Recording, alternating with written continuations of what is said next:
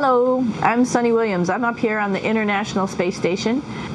Now, I'm going to say where we are. So right now, we're in the Japanese laboratory. It's one laboratory out of many here on the International Space Station. It's actually on the left-hand side. If I was International Space Station and I was flying through space like this, my left hand would be where the Japanese laboratory is.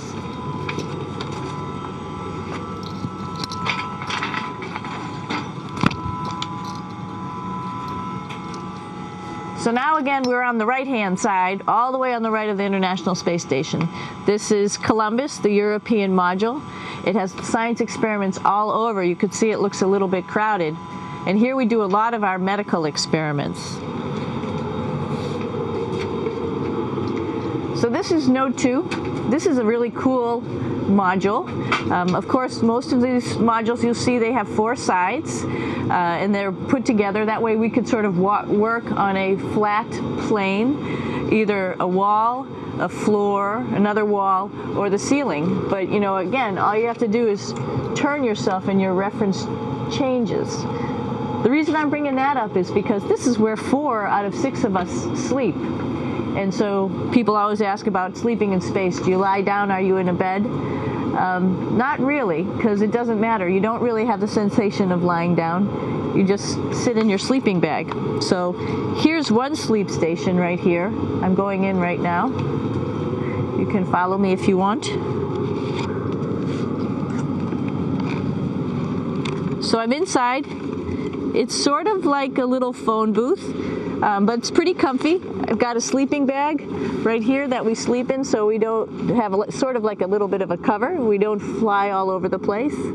But you know, you can sleep in any orientation. I have it sleeping, feeling like I'm standing up right now, but like you saw, I'm on the floor. But it doesn't matter if I turn over and I sleep upside down. I can't have it. I don't have any sensation in my head that tells me that I'm upside down, so it really doesn't matter. The sleep station is also like a little office. We've got a computer in here. As you can see, we've got a couple little toys. I've got some books. I've got some clothes and other things that make it sort of like home. I'm coming out. And just for reference, that's one sleep station. This one's another. Right here. There's one on the ceiling, if you want to call it. Right here. And then there's a 4th on the other wall over here. So all of us sleep in a little bit of a circle. All right, come on back. There's more to show you.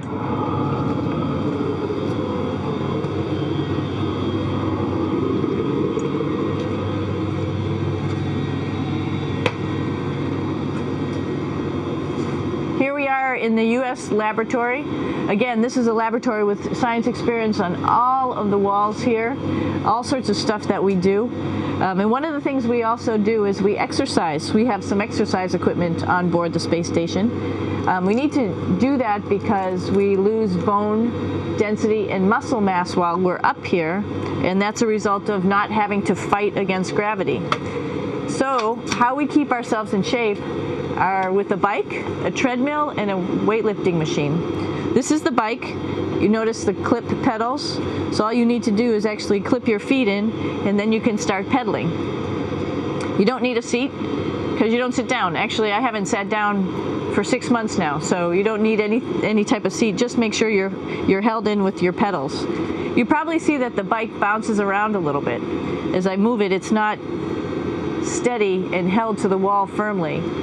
And the reason for that is the space station is pretty big. You saw that there's also solar arrays on the space station. If we start putting any forces into the space station, it's going to make those solar arrays bounce around a little bit. So to prevent that, the machines bounce around a little bit, move around a little bit. And that way we don't put any forces onto the structure of the spacecraft out to the solar arrays.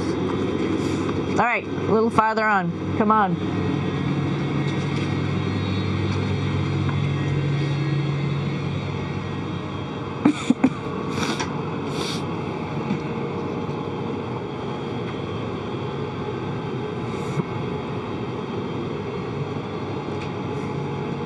Here's a pretty cool place. This is sort of like in your house where everybody meets in the morning. After you wash your face, brush your teeth, you want to find something for breakfast. And this is our kitchen. You might notice there's all sorts of foods here. It's like opening the refrigerator. You got all your different stuff that you want to have: drinks, meats, eggs, vegetables, cereals, bread, snacks, and that's a good place. That's where you find all the candy. Side dishes, and then some little power bars just in case. So we have all this type of food. Some of it is dehydrated, and so we have to hydrate it, fill it up with water. Some of it is already made, and then all we have to do is heat it up. So something like this, I'm pulling out barbecued beef brisket. Pretty yummy. Not only is this food made in the US, but we also have food here from Japan. We've got Russian food. As you can see, all these red containers are filled with food that's from Russia. And then we get some of our specialty stuff, some things that we like, some of our favorite stuff that your family can send up. In fact, I like fluffernutters, and so I got sent up some fluff so I could make my fluffernutter with peanut butter. So you have a lot of food up here, no problems.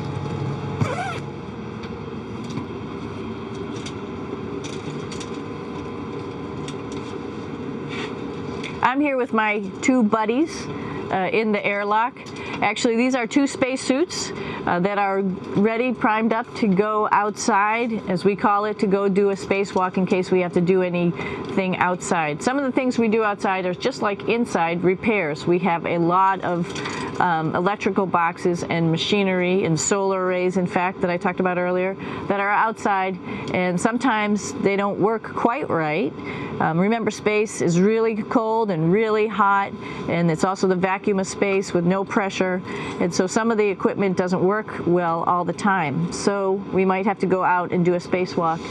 Right behind me is actually the hatch that you go out into space, and right now we have it filled up with a couple other spacesuits because we've got 4 of them up here and some of our tools. But right behind here is the hatch in which you actually go right outside into the vacuum of space. The spacesuit is pretty big, as you can see. It's like being a football player. Part of the reason it's so big and bulky is because of this backside, this backpack. It's like going on a hike with a backpack, but the backpack and the suit weighs about 300 pounds. Luckily in space, nothing really weighs anything, so you don't feel that it's so heavy. But we need to have such a big suit because that guy back there is essentially the heart of the spacecraft. I call this actually a spacecraft. It has all the oxygen for you. It has all the carbon dioxide removal system for you. It also has a heating and cooling system to make sure to regulate our body temperatures while we're outside. It also has a computer, so it tells you on a display here if there's anything that's going wrong with the suit, if we're running out of oxygen, if we have too much carbon dioxide, or any type of electrical problem. So it's a pretty awesome little spacecraft, and actually got to go out, use my little spacecraft a couple times, and it worked like a charm.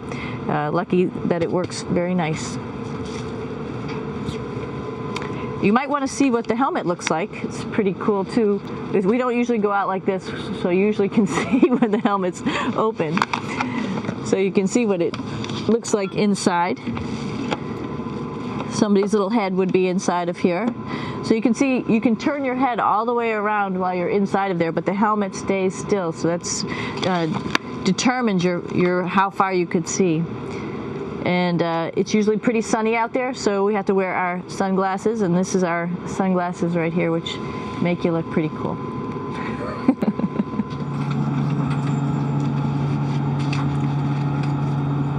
Here we are at the throne. This is awesome. You might see the little, you might have noticed the little moon on the outside. This is our orbital outhouse right here. And of course, it serves for 2 functions. Number 2, right here. I'll show you. But you see it's pretty small, so you have to have pretty good aim, and you'll be ready to make sure things get let go the right direction. And it smells a little bit, so I'm closing it up. And that's, of course, for number 2. And this guy right here is for number 1. So they're sort of two slightly separate functions, but you can do a little, essentially both, by hanging on right here and doing number 1 and number 2. I might add it's color coded so you really don't get it mixed up, which is nice. This is yellows for number 1. And also there's a selection of paper. People always ask about toilet paper. What do you do with toilet paper? What kind of toilet paper do you have?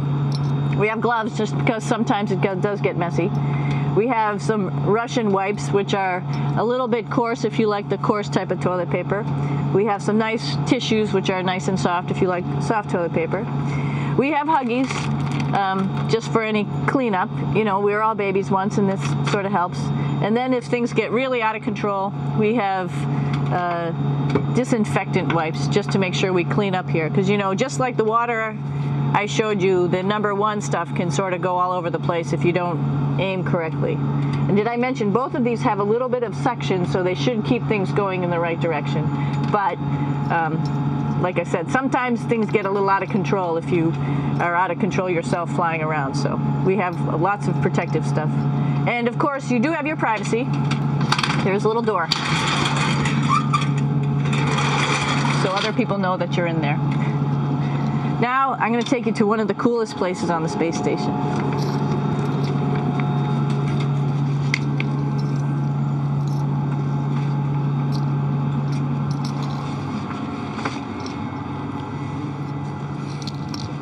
It's like a glass-bottom boat. This is the cupola. It sticks down below the space station. It's one of those places you find yourself hanging out in all the time because all you want to do is look back at our planet. I think some questions I had were about what do you do in your free time?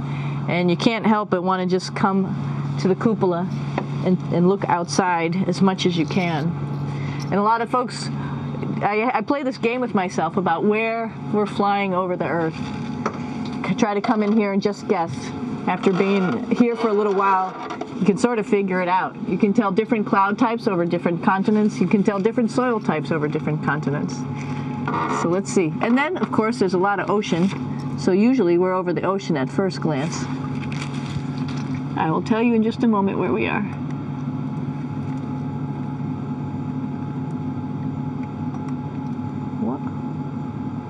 There we go. Oh, right now we are right over Africa. It's a little bit cloudy, as you can tell. So we're right over the continent of Africa. Hey, what's that? I think that's a Soyuz spacecraft. That's the spacecraft that's taken us home to planet Earth today. Oh my gosh. We might have to go take a look at that. That's pretty cool. It's a little bit smaller than the rest of the spacecraft, the space station, so you'll see if we go there, it'll be a little bit more crammed. But we're going, you can look all the way back to the back of the spacecraft, which is where the Russian segment is. And then you could look all the way forward to the front of the spacecraft, where the Japanese laboratory, the European laboratory, and the American laboratory. Hey, one thing I didn't show you, or I talked about but I didn't show you, was the exercise, another piece of exercise device. This is what we call the ARED. And with this, you can lift weights based on vacuum in these cylinders, just like you do at home at a gym. For example, if I wanted to do a squat, I could do it like this. Oops. I just need some weight on this thing. I'm not lifting with anything, so it's too easy.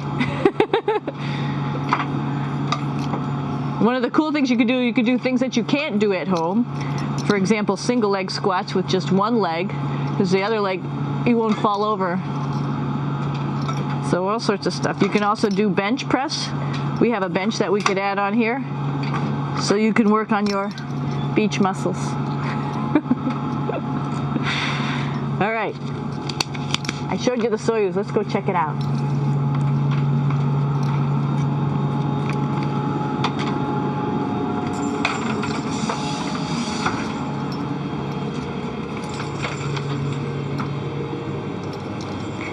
What are you doing down there? Crashing things. This is one of the cool things about space too. It sort of looks like there's a big old hole here, but you don't even think twice about it. You could just jump over the hole, or if you want, you can go jump into the hole. I'm coming down. Woo!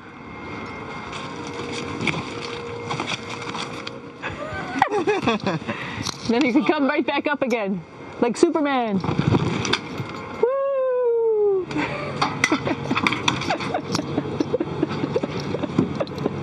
We're lucky we have a really cool big space station that you can fly around in. That's actually called the PMM. You might have saw it out the window. It's a big silver canister. What's really great about that is it's essentially our closet in our pantry, or whatever you want to call it. We have extra food down there, we have extra clothes, we actually throw the trash out down there. So it's nice and organized, and we have all of our stuff that we need while we're working in all these other modules all stowed in this location down here. And it's a lot of fun to play in. Now that's a lot bigger than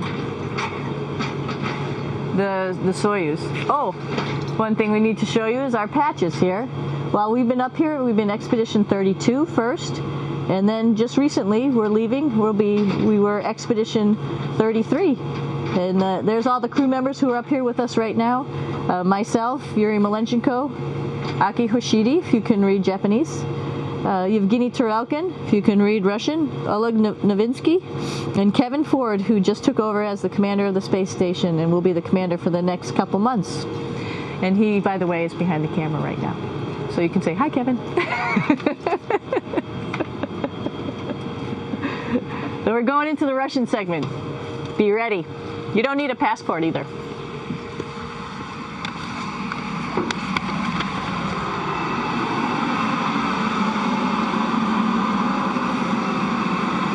It goes a lot farther back than this. We'll go take a trip and say hello to the boys down there in just a minute.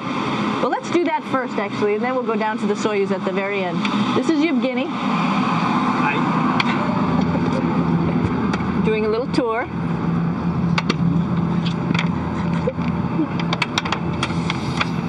This is the FGB, and what's cool about this module, it is actually the very first piece of the space station that came up in 1998. The space station has been around for about now manned for 12 years, but it's been up in space for about 14 years. And this was the very first.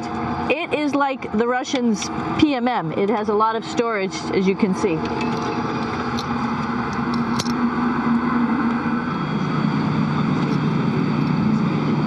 So here we are in the heart of the space station, really. This is the service module. This is the central post. In case we had any problems, I know a couple of the questions were about what type of things do you have to worry about. And some of the things we have to worry about in space are fire. If we had a fire, if we had a depressurization, like we were hit by a micrometeorite and it made a hole, or if we had some type of toxic atmosphere. We use ammonia for our radiator, so there is a possibility that ammonia could come into the vehicle, and then it would be bad for all of us.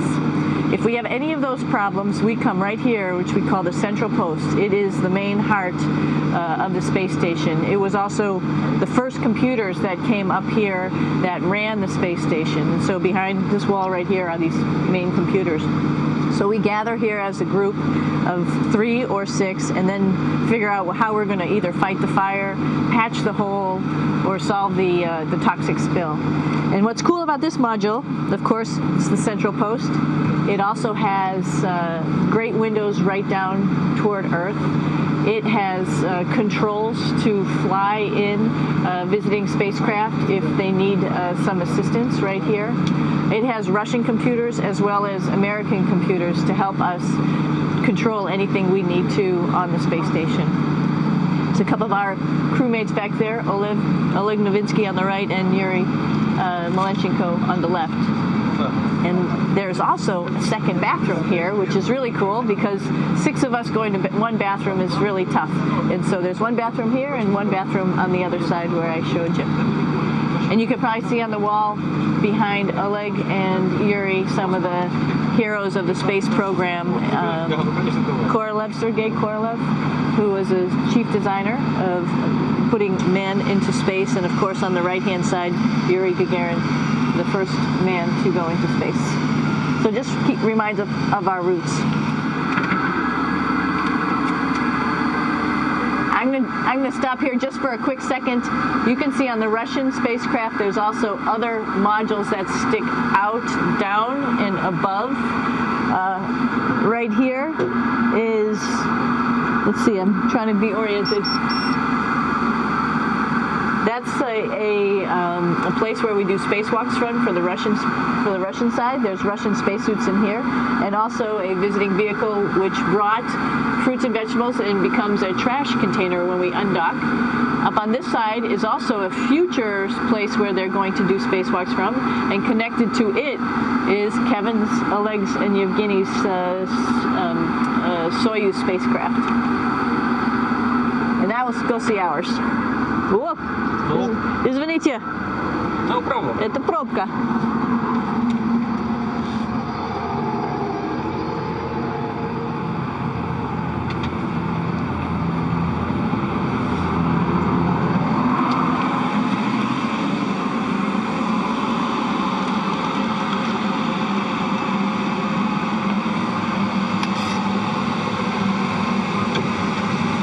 Coming down.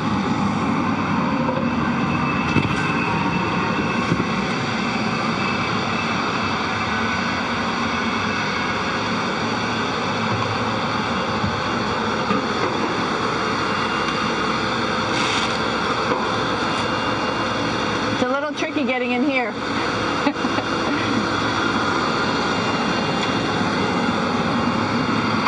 This is the docking probe right here, this big thing. This helps us connect to the spacecraft. This probe actually sticks into this cone, and that's how the spacecraft, our Soyuz, becomes connected to the ISS initially. That is then replaced by clamps, which are around here, that will allow the two spacecraft to be stuck together. And then you can remove the probe and the cone.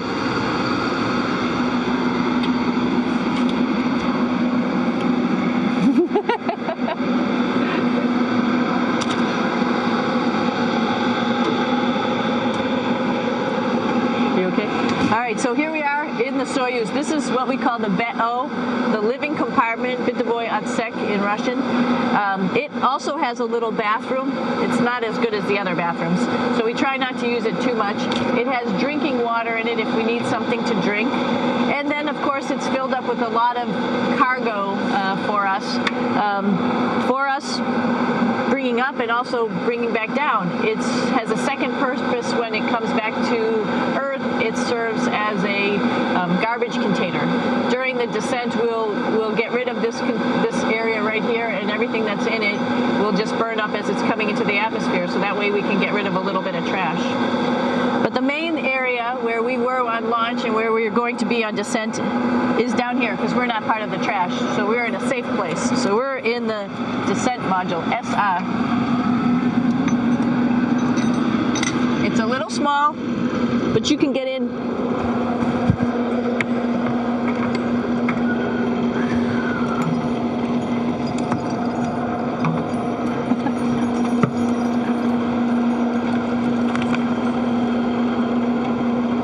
Not sure how well you could see in here. Hold on for a second. I'm going to turn it up this way, just so you could see the hatch, and you could see Kevin.